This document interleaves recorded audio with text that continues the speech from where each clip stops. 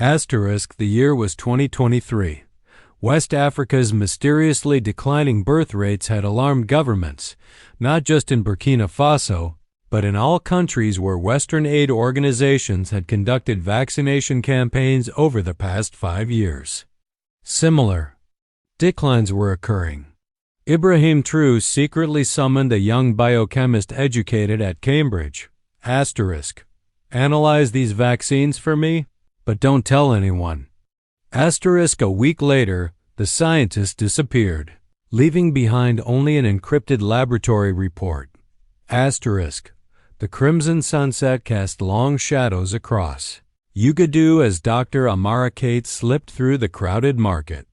Her heart pounded against her ribs, the small metal pill case in her pocket feeling impossibly heavy. Inside wasn't medication, but a micro SD card containing findings that could change the course of African history. If she lived long enough to deliver it, asterisk, she'd noticed them 2 hours ago. The men in casual clothing who moved with military precision, their eyes scanning methodically while pretending to browse vendor stalls. Western intelligence. Almost certainly they'd found her lab, which meant they knew what she'd been analyzing, which meant they knew what she'd discovered. Asterisk, the vaccine compound NX7623 wasn't supposed to exist in any published medical literature, yet there it was in every batch she tested. A molecule designed with terrifying precision to bind exclusively to protein receptors common in West African genetic profiles. Its effects accumulated in reproductive tissue over years, not immediately detectable, but devastating in outcome. A 68% reduction in fertility rates after 5 years of exposure. 3 million doses already administered in Burkina Faso alone. Millions more across neighboring countries. Her burner phone vibrated. Blue Cafe, 10 minutes. Speak to no one. Asterisk, she changed direction, taking a circuitous route through narrow alleyways where centuries-old buildings blocked the reach of modern surveillance cameras. Asterisk, the Blue Cafe was nondescript, neither too empty nor too crowded, perfect for an inconspicuous exchange. She ordered tea and waited, scanning faces, exits, potential threats. Asterisk, the sunset is beautiful today, a voice said behind her. The countersign rose to her lips automatically, especially when viewed from the eastern hills. Asterisk, Captain Odriogo. President Traoré's most trusted security officer sat down across from her. His casual posture belied the intensity in his eyes. Asterisk, you have something for me, doctor? She slid the pill case across the table. It's confirmed. The compound is real. It targets only African genetic markers, and it wasn't an accident. This was engineered. Odriogo's expression remained neutral, but his eyes hardened. The president will want to hear this directly. That's not possible anymore, Conate whispered. They're on to me. Nordics Pharmaceuticals has deployed a security team. I need to disappear. Asterisk, for how long? Asterisk, until President Traoré can protect me, or until I'm no longer a threat to them. Asterisk, as if to punctuate her point, 2 European men entered the cafe, their eyes sweeping methodically across tables. She recognized the predatory assessment in their gaze. She'd seen it in Cambridge when intelligence services recruited promising scientists. Asterisk, southwest exit. Nowadayo murmured, a car is waiting 3 blocks down. Don't run until you're out of sight. Asterisk, the men were still scanning the room when she slipped out the back door, heart racing as she vanished into the gathering darkness. She knew she had just crossed a point of no return. Uncovering a global conspiracy meant becoming its target. How many others had discovered this secret before her, and what had happened to them? Asterisk, Ibrahim Traoré sat alone in his office in the presidential palace, staring at the decrypted files on his screen. The molecular diagrams, statistical models, And biochemical analyses told a story more chilling than any military threat he'd faced. The vaccines, promoted by the World Health Organization, funded by major Western donors, and manufactured by pharmaceutical giant Nordics, contain compounds that would gradually render millions of Africans infertile. Not immediately, not completely, but significantly enough to reduce population growth in countries with the richest mineral deposits on the continent. Asterisk. When Captain Arago entered, Traore didn't look up. Asterisk. Dr. Konate? Asterisk. Secured at the northern facility. New identity. Established. Asterisk. And her findings? Asterisk. She confirmed everything. 3 separate testing methodologies, same results. The compound targets genetic markers common in West African populations. 5-year exposure results in 68% reduced fertility. Traore finally looked up, his expression carved from stone. There. Sterilizing our people under the guise of humanitarian aid. Asterisk, not sterilizing, Ouedraogo corrected, reducing fertility. More subtle. By the time population statistics show the full impact, the connection to these vaccines would be nearly impossible to prove. Asterisk, nearly impossible, Traore repeated. But not entirely. Asterisk. He stood and walked to the window overlooking his capital city. Lights twinkled in the darkness, each representing families, children, a future now under invisible attack. Asterisk. How many doses have been administered? Asterisk. 3 million. In Burkina Faso, approximately 27 million across West Africa. Asterisk. Traore was silent for a long moment. When he finally spoke, his voice was calm but resolute. Asterisk. Contact Presidents Dio of Mali and Mohammed of Chad. Secure channels only. Have them test their vaccine supplies independently. We need confirmation from multiple sources. And the remaining vaccine supplies, quarantine immediately, every dose. Create a plausible public health reason. Contamination concerns. Something believable without revealing what we know, sir, Arago said carefully. Asterisk. When Nordics realizes what we're doing, they'll respond with everything they have, Traore finished. Economic pressure, media manipulation. Possibly worse.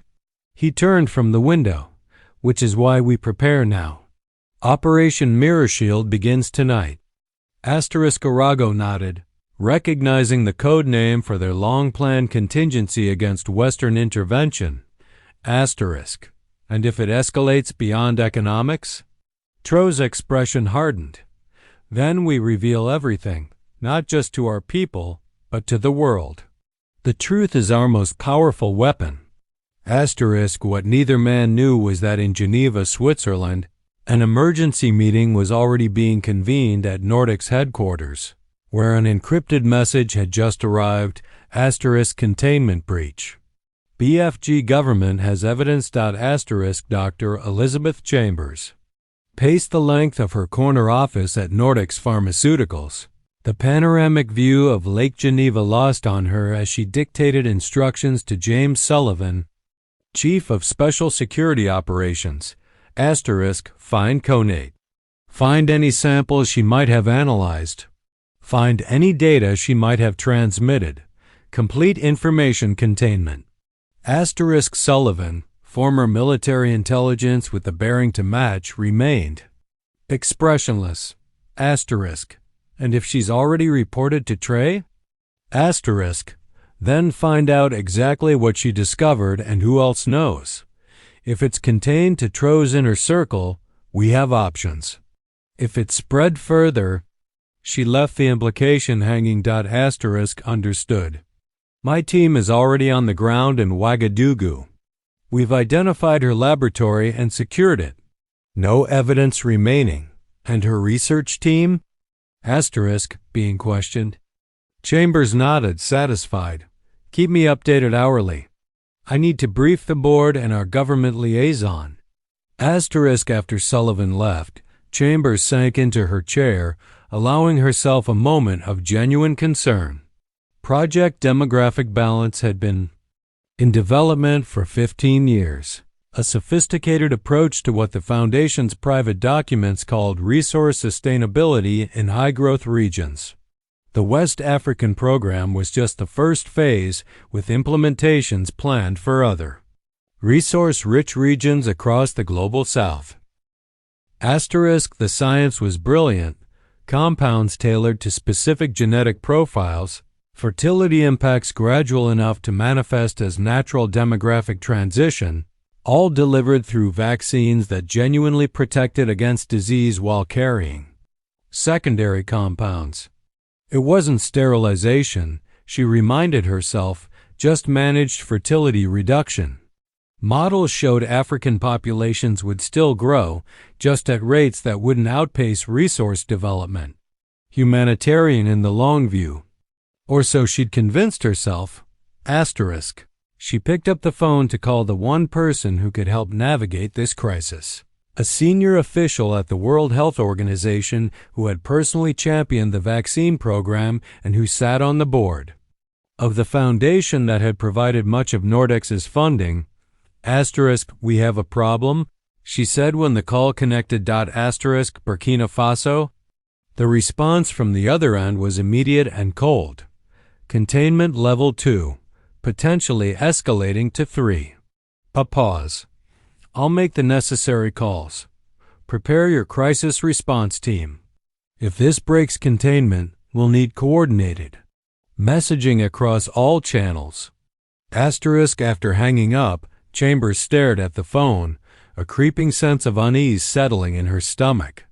Containment level 3 meant direct intervention, the kind that left no fingerprints but resulted in regime change, convenient accidents, or sudden health crises for troublesome leaders.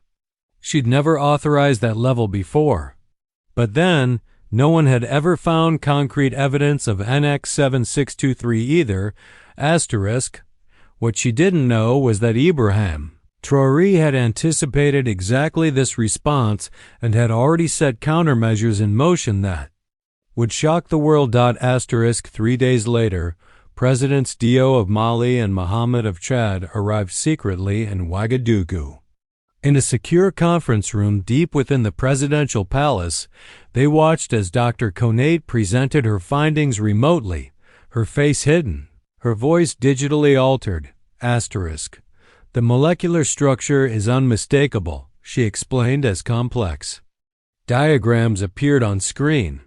NX7623 binds to protein receptors found predominantly in populations with West African genetic markers. It accumulates gradually in reproductive tissues, causing no immediate symptoms, but resulting in significant fertility reduction over a 5-year period. Asterisk, and you're certain about the targeting?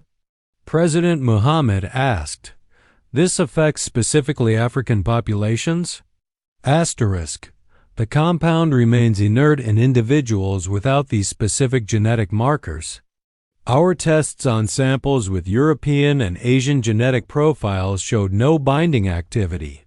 President Dio leaned forward.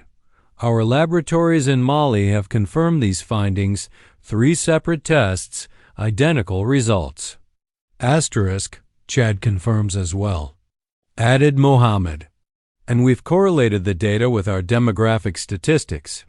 Regions with the highest vaccination rates show fertility declines of 18% already, just 2 years into the program. Traore nodded grimly. So we are agreed on the facts. The next question is how we respond. Asterisk, if we go public, Dio said quietly, the retaliation will be severe, economic sanctions, political isolation, possibly worse.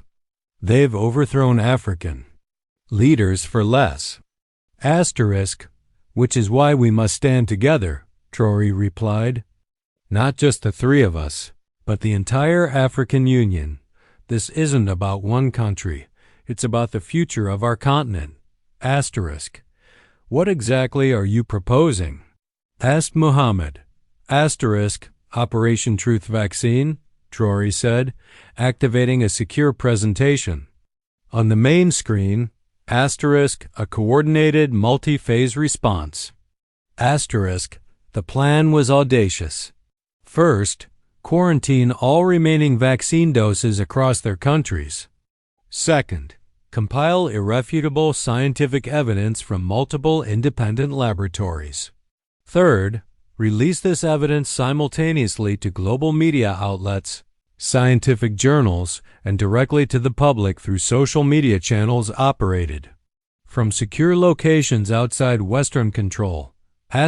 Most critically, Traore proposed addressing an emergency session of the African Union, presenting their unified findings and calling for continent-wide action against what he termed biological colonialism.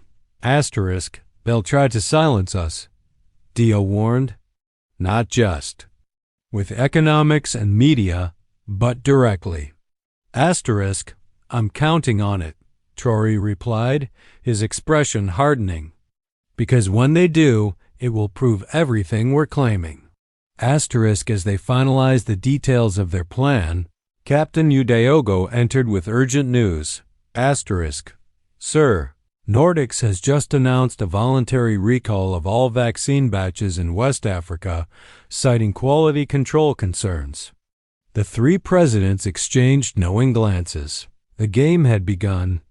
What none of them realized was how quickly it would escalate to life and death. The emergency session of the African Union began at 8 a.m. Greenwich Mean Time.